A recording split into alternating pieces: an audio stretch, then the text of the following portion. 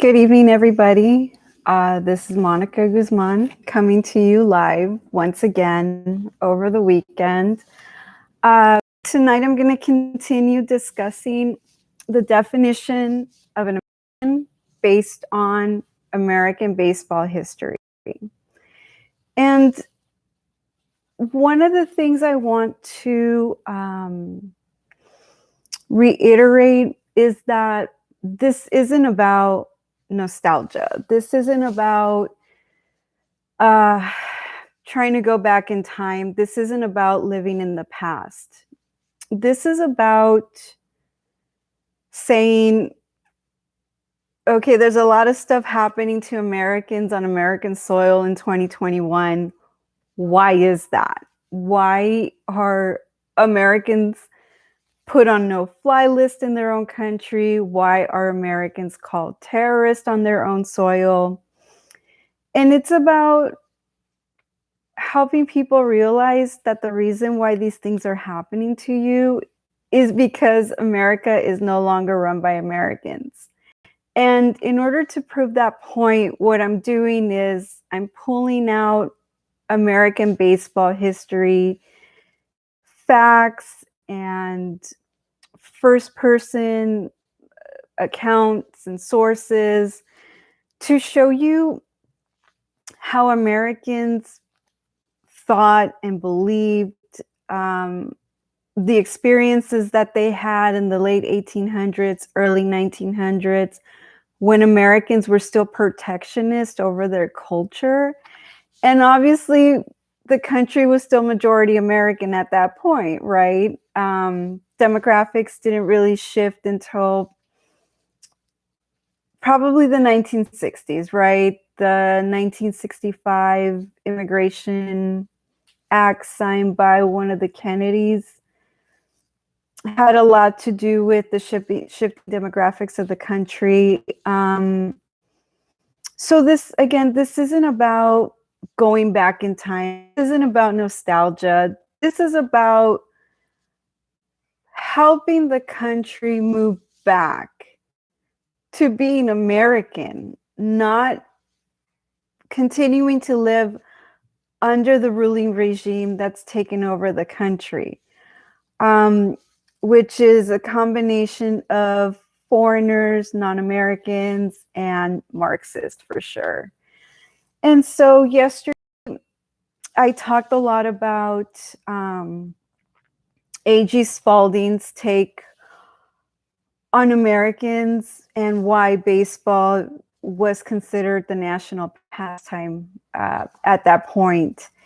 Now, obviously, A.G. Spalding is considered one of the fathers of American baseball. So his job, first, he was to protect the sport, and also he was a salesman. So his job was to make a connection between the American character and American baseball. But nonetheless, he drew very credible parallels between the American character and the sport of baseball, how baseball brought out the best in Americans, portrayed the best in the American character and the American spirit. So yesterday he described baseball representing the American temperament, and he outlined several characteristics of Americans and American baseball, including courage, confidence, discipline, pluck, enthusiasm, persistence, performance, vitality, vigor, success. Combativeness is one of my favorites because I've been called that. The sport of baseball demanded brains and brawn.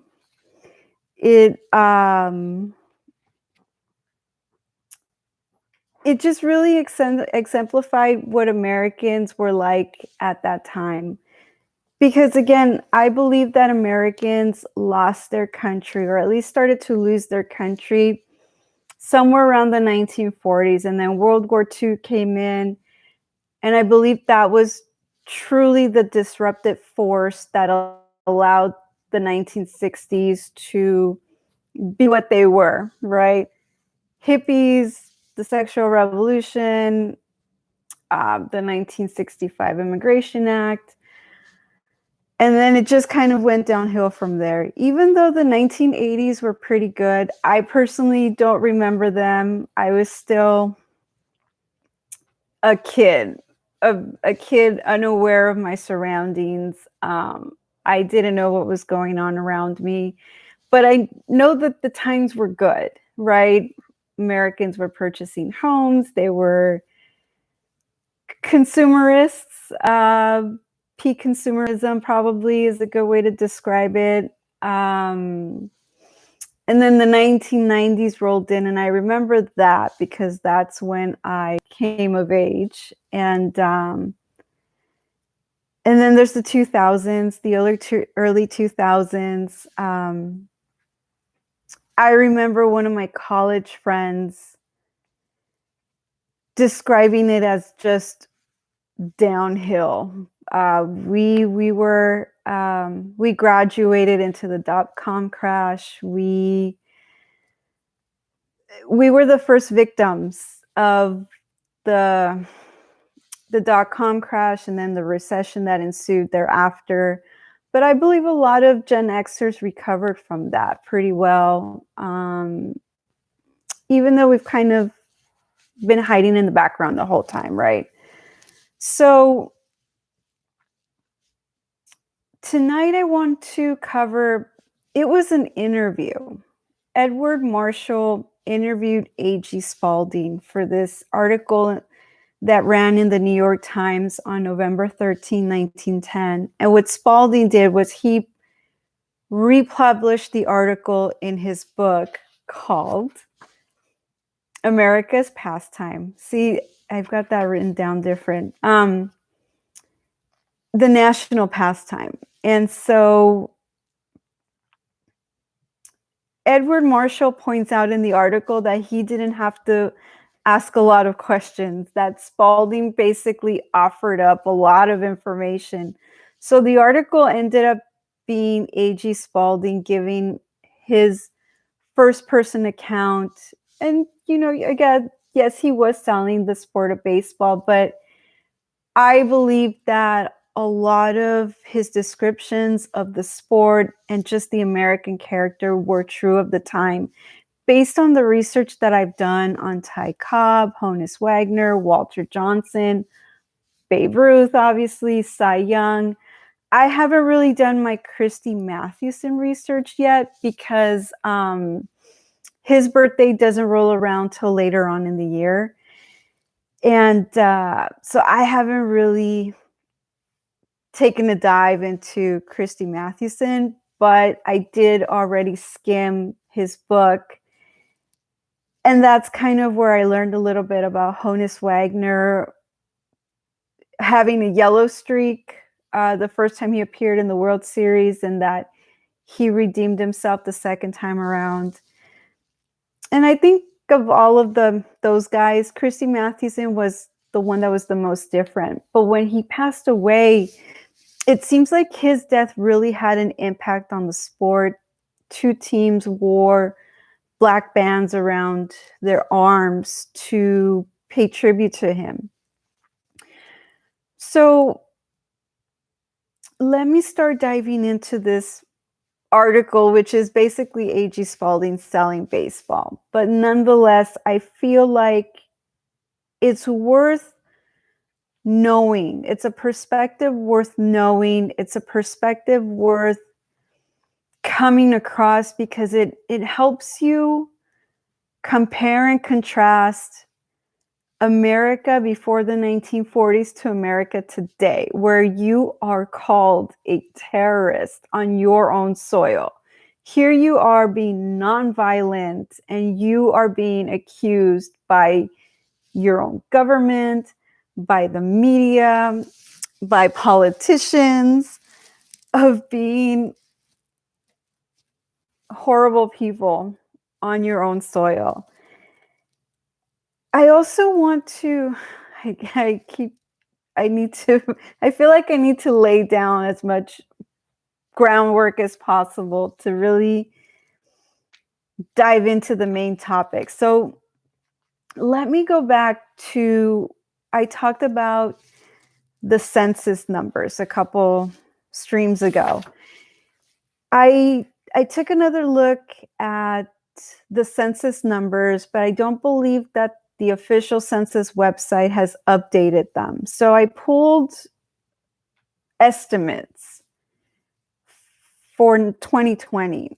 And so I still pulled up that 60% white only, 18% Hispanic, and I believe it's 12% African. And then there's a percentage for Asian. I believe it's also around 10% or so. So I want to bring up specifically the US population makeup in the African bracket. So have you noticed the shift in entertainment? So when I turn on the TV, it's far and few between these days. For example, Jake from State Farm is African now, right? I don't remember when the first Jake from State Farm commercial released, but I clearly remember that the guy was white. Now he's black. I've also noticed a lot more commercials targeted toward Africans. And honestly, because if corporations want to target the African population for their new consumer target, so be it. I personally believe that we need to stop purchasing from corporations as much as possible. It has nothing to do with capitalism. It has nothing to do with corporations being evil. It just has to do with the fact that corporations are targeting Americans anymore. You're not the target audience. In one of my streams, I posted a link to the Page Six article that an ABC executive for Dancing with the Stars was interviewed, and they stated that they're going in another direction. And a month later, I believe, Tyra Banks was hired as the host and as an executive producer. So if you know who Tyra Banks is, it's very clear what the new direction is. And the direction isn't American because, so I remember when Tyra Banks launched America's Next Top Model. And I remember that she stated that she wanted to represent all skin colors. Now, at that time, I thought she meant all shades across the spectrum, regardless of whether you're Mexican or whether you're American or whether you're African. I thought she meant all skin shades across the spectrum. An interview that she gave years later, she made it clear that what she was talking about was she wanted to represent Africans of all skin tones. So let's say that out of 20 contestants, 10 would be African, but each one would be a different shade of black. Because we've seen it. We see mixed race Africans now who are pale. And then we see the ones who are extremely pigmented, I believe is the politically correct way to say that. And so I want to keep emphasizing that you're not the target audience. They are not advertising to you, the American, anymore. The target audience is the African audience. Again, which is fine. That's why the ratings are dropping across the board in professional sports. That's why the ratings are dropping across entertainment, even on the free broadcast channels that most televisions receive, with and without an antenna. So the ratings are logically dropping because they are marketing toward 12% of the population, which is, what dumbass came up with that? Like, are you serious? That's how low of an opinion they have of Americans. I guess they believe that they're going to start marketing to 12% of the population, and the rest of the population was just going to go along with it. Like, you're that docile. You've lost your identity to such a point that even though you see someone on television that doesn't look like you, doesn't have your American mindset or your American beliefs, you're going to keep watching anyways. And it's been a ratings disaster. Now, I did do my Nielsen research. I believe it's been a few months at this point. I went on their website. I took the little quiz that walks you through a tutorial of how they come up with their ratings, all the different segments that they target, and then they've got different ways of setting up ratings in the people's homes that they've chosen. And while I was doing that research, I was already thinking, man, the analytics crowd is going to take Nielsen out, because Nielsen is delivering the truth. Nielsen isn't, and the truth isn't making the networks, the professional sports people look any good, because people aren't watching, because the majority of the population is no longer the target. And it's I mean, seriously, like, analytics people are supposed to be among the brightest. They're intellectuals. If you followed my Twitter at all, you know that I make a differentiation between an intellectual and an intelligent person. They are not equal. The intelligent person is the one that was born with natural brain power. Let's put it that way. The intellectual is your media members who believe they've got a leg up on everybody else because they attended an Ivy League, because they hang out in polite society, because they are hoity-toity among their own echo chamber, right? And it's completely false. They're just blowing smoke up each other's butts. But okay, so I want to put that out there, and I'm going to be emphasizing it in future streams. If you're an American, you are no longer the target audience for professional sports or entertainment.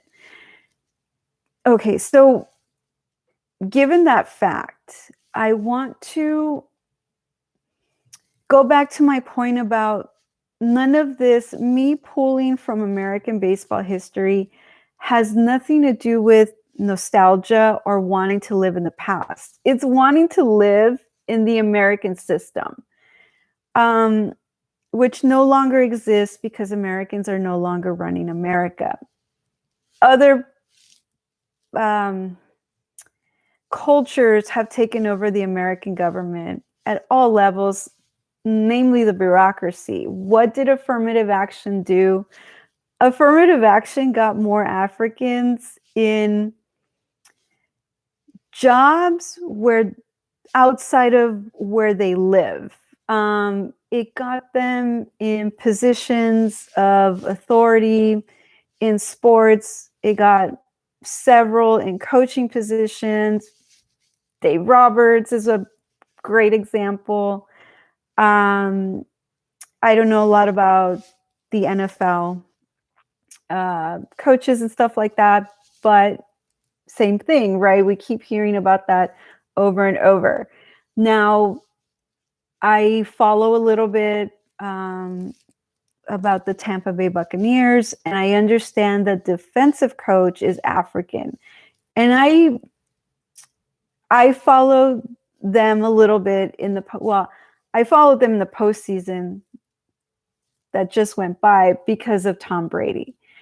And that game, that Tampa Bay game versus New Orleans, I've always known that New Orleans has an extremely aggressive defense. And given that Tampa Bay, this was the first year all these guys played together, I wasn't sure how they were going to against such an outstanding defense in New Orleans. Now, what I had forgotten is New Orleans head coach is one of the guys that was involved in the bounty scheme.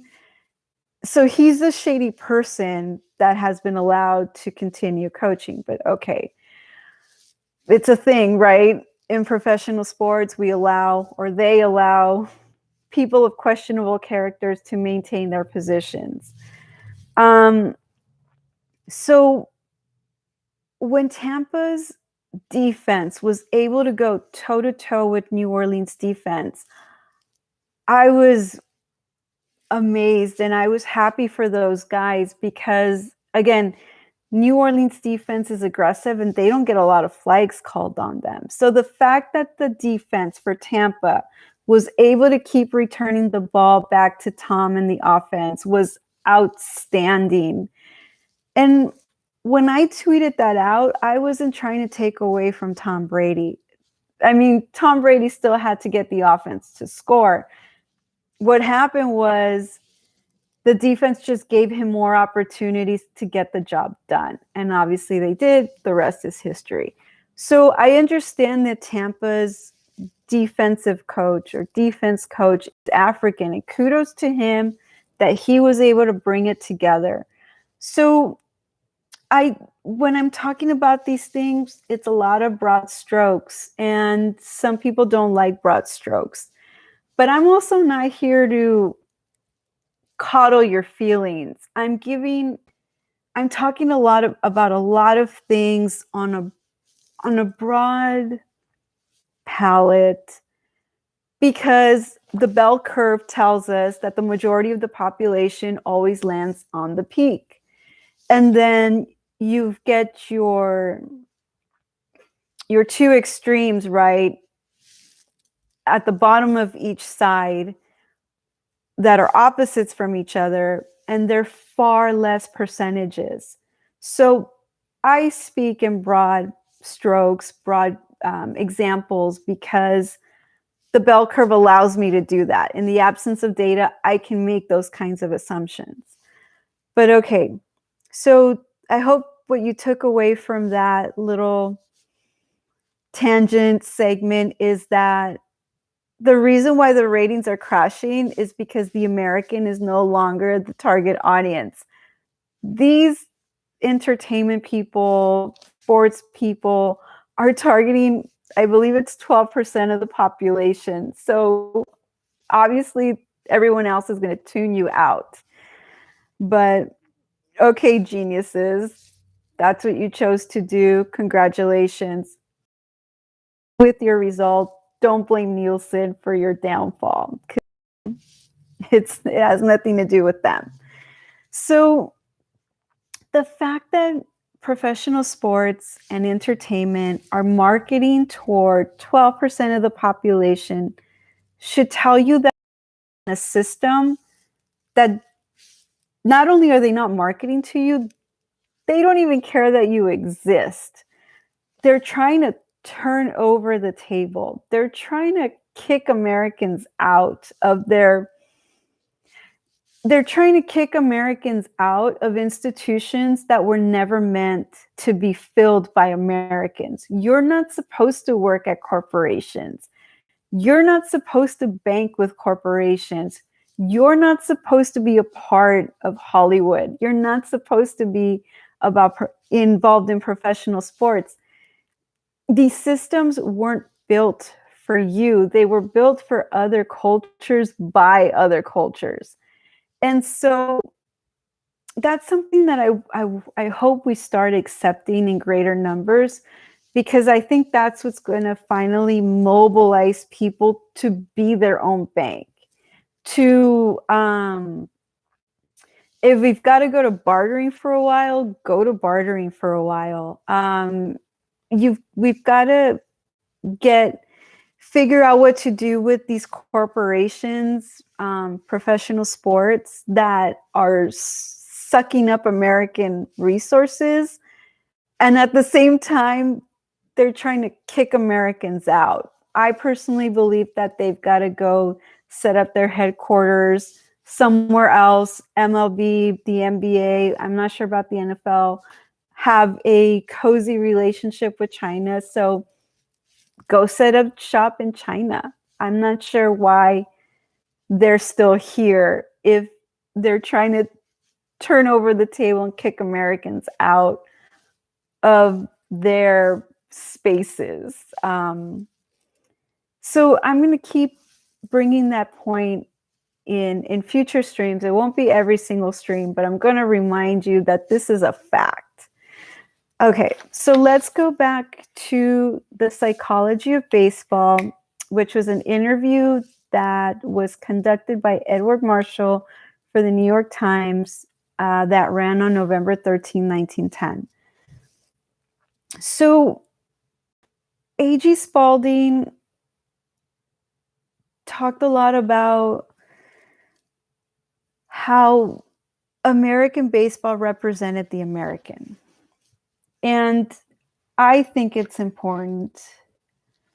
Okay, sorry. I had so my dog loves me very much. He's very old and he's very attached, and he knocked over all my wires, including the wire connected to my so I just picked up my stuff because he knocked everything over. So my dog is very geriatric, but he's already outlived the average lifespan for most dogs and the average lifespan for his breed. So I'm hoping that he lives to be 20 years old. So I'm just hoping that he never goes. And so I cherish every moment that I have left with him. Okay, so back to A.G. Spalding.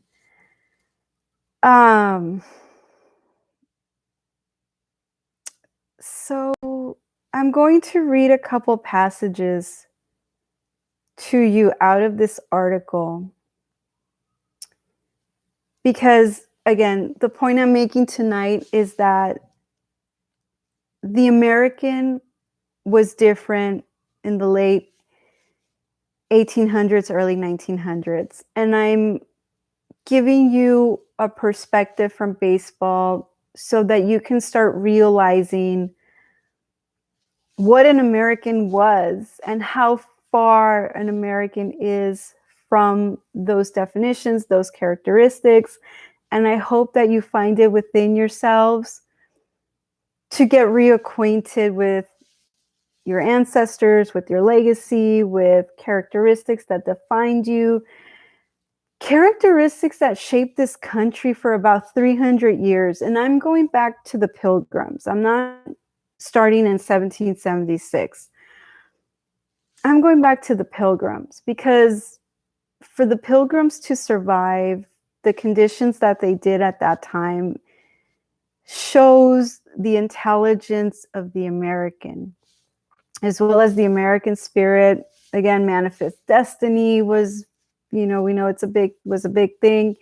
The Gilded Age was all about exporting American culture, and they did it unapologetically. Okay, so in this article, A.G. Spalding states, baseball elevates and it fits the American character. The emotional and moral, as well as the physical side of a man's nature, are brought into play by baseball. I know of no other medium which, as completely as baseball, joins the physical, mental, emotional, and moral sides of a man's composite being into complete and homogeneous whole. So there was a lot of emphasis on being moral. And A.G. Spalding covers a couple of pages on religion. He stated that there were several religions represented within the sport. So he's not. So, okay. I believe that you can have a moral compass even though you're currently not a God-fearing Christian. But you are going to reach a point where you dive into the faith.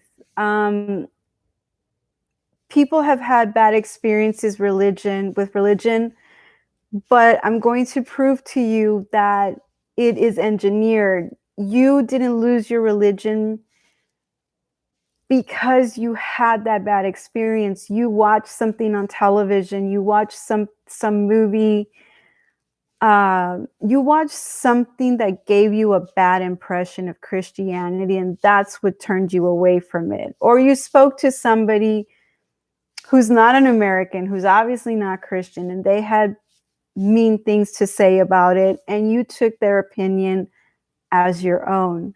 So I'm not here to pressure people to turn to Christianity.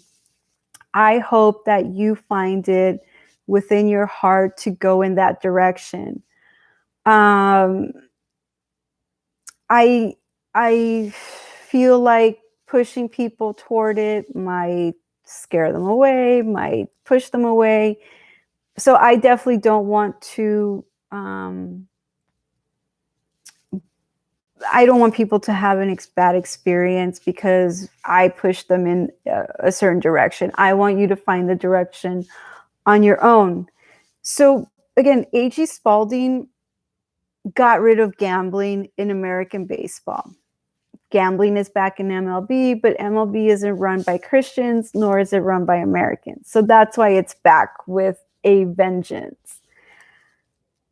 Under A.G. Spalding, gambling was eradicated from the sport. So was drinking at the games, and no Sunday games were played. I haven't had the time to look into when Sunday games came back into vogue, but A.G. Spalding got rid of it. And again, he points out that the American and the American baseball player were moral.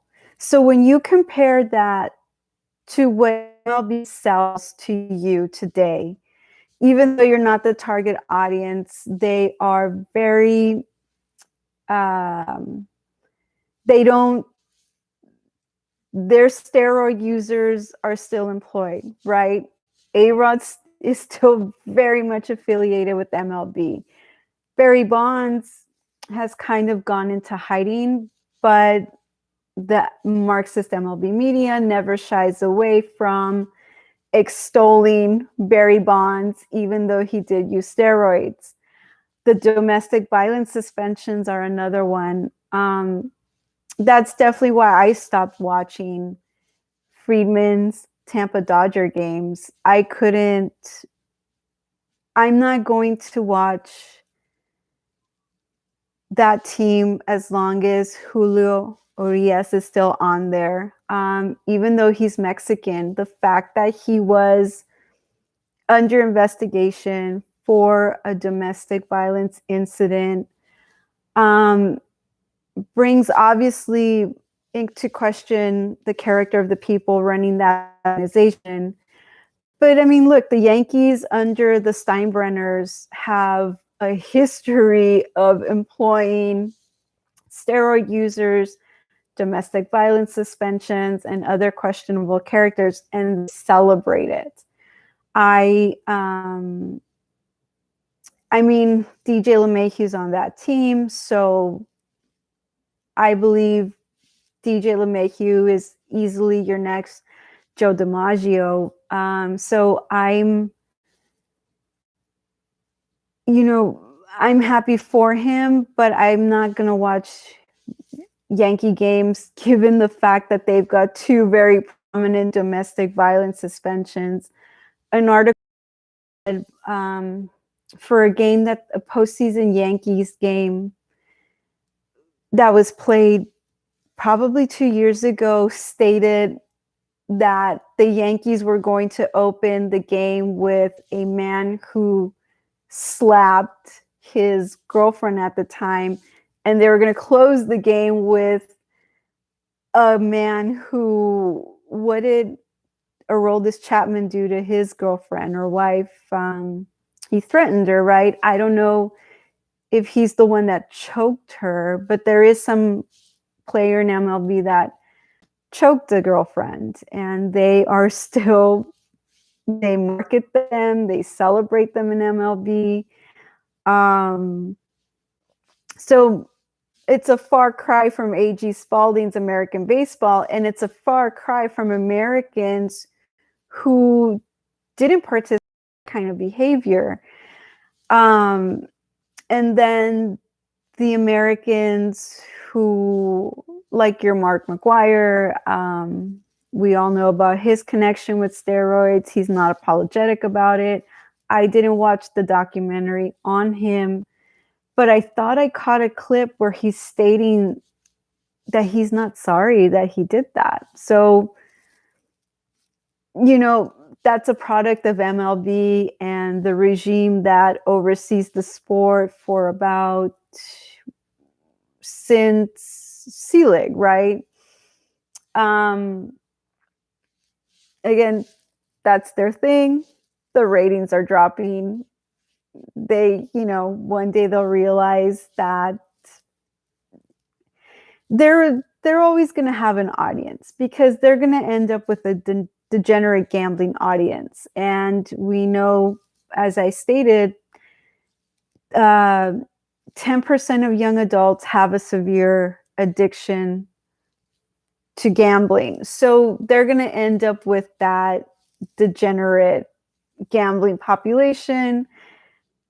I guess they feel that that's enough for them to make their money to run the organization. Okay, again, that's their thing. It's not American. Americans aren't really watching it anymore. We'll see how it ends up for them, right? So an American, the late 1800s, early 1900s, was a moral person, physically able. They had control over their emotions, unlike today, right, where that's questionable. And there is nothing better calculated than baseball to give a growing boy self-poise, self-reliance, confidence, inoffensive, and entirely proper aggressiveness, general manliness. So what the woke culture, what the vengeful nerd culture population called toxic masculinity was celebrated when America was still run by Americans in the late 1800s through early 1900s. General manliness, right, translates today into toxic masculinity. I rewatched the Gillette commercial in the 1980s, and again, for me, when I watched that commercial, that's the America that I remember. And it even goes back to what I remember baseball players being at that time. They were men. They were not violent. They weren't doing steroids yet. They were intelligent bunch. I mean, Kirk Gibson, I feel, exudes that American 1980s, the characteristics that A.G. Spalding's talking about here. You know what? I haven't heard a lot about Kurt Gibson. I know he's battling, is it ALS? Hopefully he's still good. But Kurt Gibson comes to mind, not just because of what he did with the 88 Dodgers, but Kurt Gibson kind of fit into that 80s, right? American 80s, man, gruff, tough, cool character. And let me carry this out a little bit further. So 2 seasons ago, when Madison Bumgarner was still with the Giants, there was an afternoon game televised on Fox, and he was pitching. I don't remember who the opponent was. Eric Harrows was on the call with Pernisky, some dude who played baseball for a time. Now he's in the booth. So the other dude was defending steroid users. Well, Eric Harrows had the gall to criticize Madison Bumgarner because he's big and strong. That's what I meant yesterday when I was talking about the war is being waged from within. The war American white male is being waged from within. And that's why Eric Harrows was talking about it, is because they're really, MLB's really trying to get rid of pitchers batting in the National League, even though that tradition goes all the way back to the late 1800s. And so the war is being waged from within. And I know Eric Harrows gets celebrated by the Marxist MLB media because he had the most doubles in the Dodgers organization. I mean, okay. Congratulations on a local feat. And I started to talk about this yesterday. I understand having local heroes. I understand New York Yankee fans of a certain age and a certain demographic and being in love with Derek Jeter. But I can tell you that on the West Coast, we didn't give two whatevers about Derek Jeter. Derek Jeter didn't translate to the West Coast because at that time we had the Dodgers, and it didn't translate. Derek Jeter didn't make it to the West Coast. So congratulations for having a local hero like Derek Jeter, if that's your thing. I guess some people were into what's another one? You know, whatever local hero gets celebrated on every team in every city. But just because they're heroes on the local level doesn't make them national heroes. It doesn't translate. It definitely doesn't translate into the Hall of Fame. Babe Ruth had an impact across the sport. Ty Cobb had an impact across the sport. A lot of young baseball players looked up to Ty Cobb. Christy Mathewson, Walter Johnson, I don't believe had the same impact as Ty Cobb, Babe Ruth, but they have the stats to back up the reason why they were voted in as part of the Hall of Fame first five. Again, it's just they have the statistics to back it up. Cy Young, I believe Cy Young didn't get in on the first ballot because he played for so many different teams. I mean, Cy Young has the numbers, but at that time, teams were coming and going. He fell into that scheme that they were, where two teams were owned by the same owner, but one team was excelling and the other team was acting as the, I just had the word and it escaped me, the filler team, kind of like what the Tampa Bay Rays are today. They are a minor league team at the major league level, and they're the feeder team to other teams. Obviously, in this case, the Tampa Bay Rays feed Andrew Friedman's Tampa Bay Dodgers. So, again, all this stuff that Spalding got rid of, put an end to, has been brought back because the culture that A.G. Spalding never stopped, never gave up on their agenda. So the Tampa Bay Rays are just a feeder team for Friedman's Tampa Dodgers. And but again, the ratings are dropping. So I don't have to harp on some of these facts. I will bring them to light, but I don't have to harp on them because MLB has damaged itself. So I don't have to pile onto it. Okay, so let's keep moving with A.G. Spalding, how A.G. Spalding defined an American and how he defined American baseball and the American baseball player. Let's see.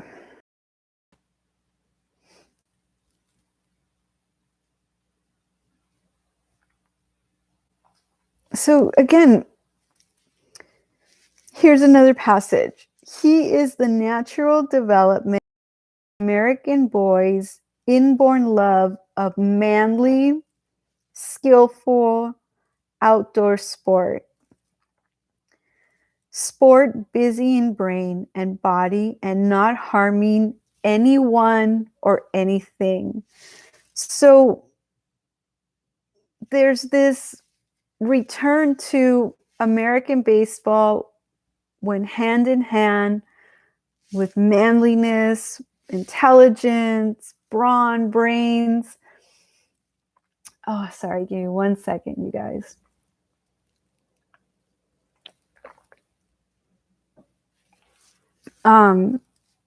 Everything that's considered toxic masculinity in 2021 was celebrated in 1910, 1911. And so so Nick Nolte did this interview with two filmmakers. And Nolte brought up a good point.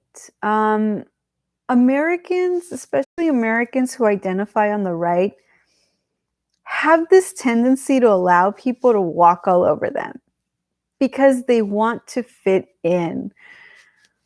Wasn't it one of the reporters for the Washington Post who said something to the effect of, anybody who worked for the Trump administration, good luck getting into polite society?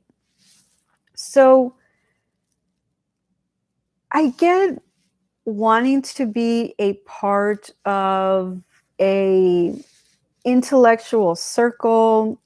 I why you can't put together your own polite society that doesn't reject you, that doesn't make threats against you, that celebrates you being an American, that celebrates you being so accepting. And it's very interesting, that point about Americans who identify on the right want to fit in so badly that they're willing to allow others to walk all over them. And that we've got to help people put an end to that. We've got to stop getting walked all over. It's got to end. And so again, who calls manly men also known as Americans, toxic. It's not other Americans and it's not Christians. You've got to realize that it's other cultures who are trying to turn over the table, kick you out of their systems, and you've got to put together your own. You've got to become your own bank. We've got to put together our own internet. We've got to put the video platforms are out there, and I will be figuring out which alternative video platform I want to get on. Right now, there's no heat on me, so I'm not under. There's no threats of being canceled and stuff, but you never know when it may fall on you. I've tweeted a lot about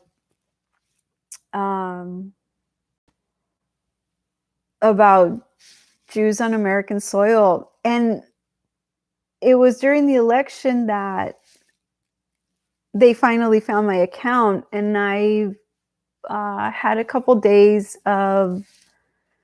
There was this one anonymous account who kept threatening me and then blocked me, and his wish never came true, which I believe he was trying to, I think he was trying to bully me into quitting Twitter, or I'm not sure if he was trying to get my account canceled, but it's obviously some loser nerd, right?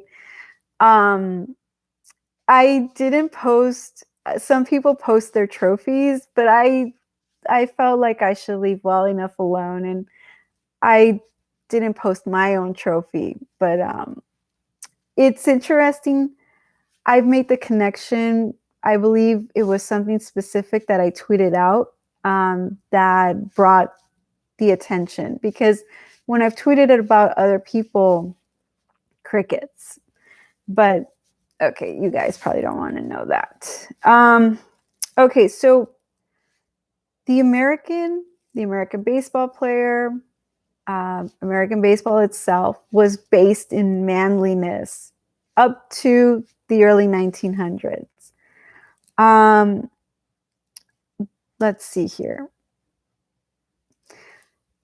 The professional baseball player is doing more for his native country than anyone engaged in any form of sport has ever done for any country in the past.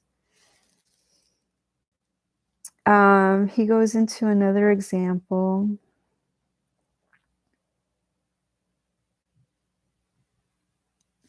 Let me cover a little bit more on gambling.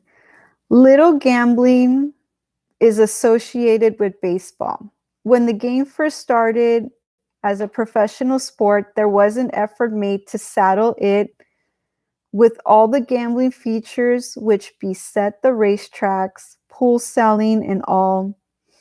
And from 1870 to say 1875, the gamblers practically had control of our professional baseball.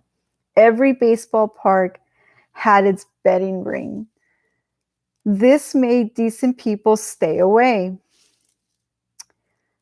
And interest in the game fell to a low ebb. Every error made was charged to crookedness upon a player's part, and not always probably unjustly. So these gambling rings that A.G. Spalding was able to help get rid of are back in MLB. They are your sports books. I believe the Chicago Cubs already got theirs going. The Nationals are another team that I believe are trying to get theirs off the ground. Stan Kasten talked about putting on-site gambling at Dodger Stadium a few years ago, but I think the tribes were preventing that from happening. Good for them. So Americans got rid of on-site gambling at baseball games, and the current ruling regime of MLB has brought it back with a vengeance. And again, I point out it's a different culture. It's not Americans running MLB. It's not Americans heralding degeneracy on American soil. It's coming from other cultures. So as soon as more people really grasp a hold of that concept or that truth, I believe we can start turning things around. Just reject it. All you got to do is reject it and find something else to do, something more productive, something more worthwhile, like becoming your own bank, other stuff like that. Let's see. Here we go. That's part of its psychology. It is clean souled. Another important of it is that it is a leveler. So American baseball, okay, Americans are combative, but Americans weren't engaging in domestic violence. They weren't engaging in steroid use. They weren't engaging in gambling. Americans were pretty solid people. Yes, there was drinking off-site, but compared to what's happening in MLB today, total 180, right? Complete opposite of what baseball was at that time. So I just he goes on and on about giving examples, talking about how Americans weren't perfect, but Americans were manly. They were moral. They had courage, discipline, vigor, success, persistence, pluck. They were combative, but it was managed and it was channeled into productivity. It was nothing like it is today, where MLB's got this thing going on. The unwritten rules is what they call it. But really what they're attacking is American culture. Where did this "you don't flip the bat" come from? From Americans, American culture. They respected each other. I can't remember, was it Joe DiMaggio or Mickey Mantle who said that when he hit a home run off the pitcher, he would run the bases, but he would put his head down because he knew the pitcher already felt bad. There was no reason to make him feel worse. So you've got Mickey Mantle, Joe DiMaggio, who played tail end of 1930s into the 1940s. Even they still had solid American characteristics in them. And it, again, when they attack, if you ever hear that MLB is attacking the unwritten rules, all they're doing is attacking American culture, because they don't want to be American. They want to be something completely different. And again, for me, from my point of view, the current regime running MLB can have MLB, but we're going to find another way to get baseball as it was played by the American baseball pioneers up and running again. I believe there's a lot of opportunity for that.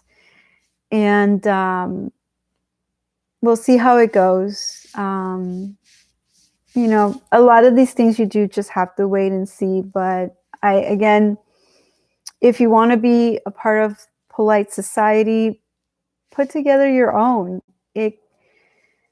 Put together your own. Be your own bank.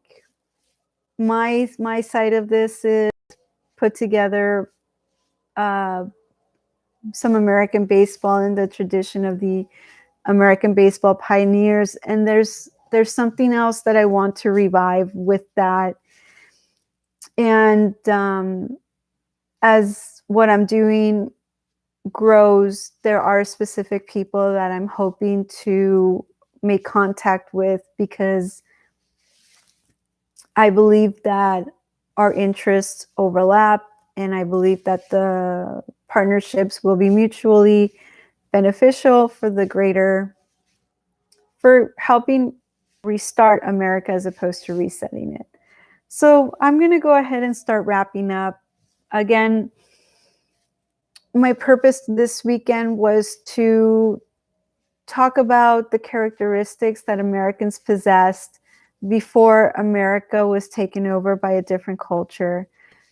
Americans aren't violent. Americans don't do bureaucracy. All of this stuff that we have today is because the American system, as it was founded by the American founders, it's being dismantled, and it's just not run by Americans. So I encourage everybody to keep doing their own niche. Make your own contribution through your own niche. This is my contribution. A different perspective on the same thing we're all defending. And I'm just giving you a different perspective. This isn't, everyone wasn't born to play baseball. So this isn't an effort to make you feel bad if you're not physically or athletically able. I'm just giving examples because Ty Cobb, Honus Wagner, Cy Young, Babe Ruth, they weren't jocks. They were men who came from farming backgrounds, mining backgrounds. Again, Christy Mathewson is the Ivy Leaguer among them. But I believe even he had some blue collar labor work under his belt. So I hope that you pick up some images, some aha moments of, that's right, that is what an American was.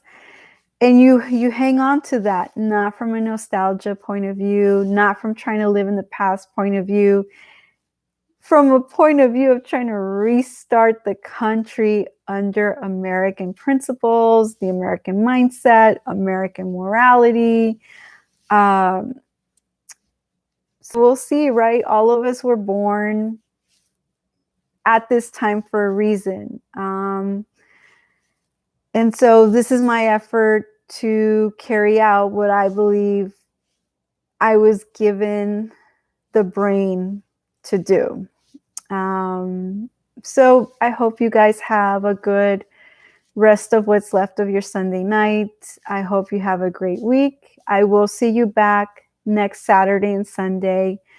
I'm going to be talking about the Uniform Bill Act, I believe it's called, the one that made several federally recognized holidays uniform, because we've got Memorial Day coming up. And I kind of want to talk about the history of Memorial Day. And again, I am doing this in this manner because I don't come from a military family, but I respect the American military as it was a few years ago. And I think that it's wonderful that there are people out there who were willing to sacrifice their life for the country, because it speaks volumes about that kind of character, right? So thank you again for lending me your ear. I appreciate it. I'm trucking along here, and we'll see how far I can get. Thank you again. Have a good night. See you next weekend.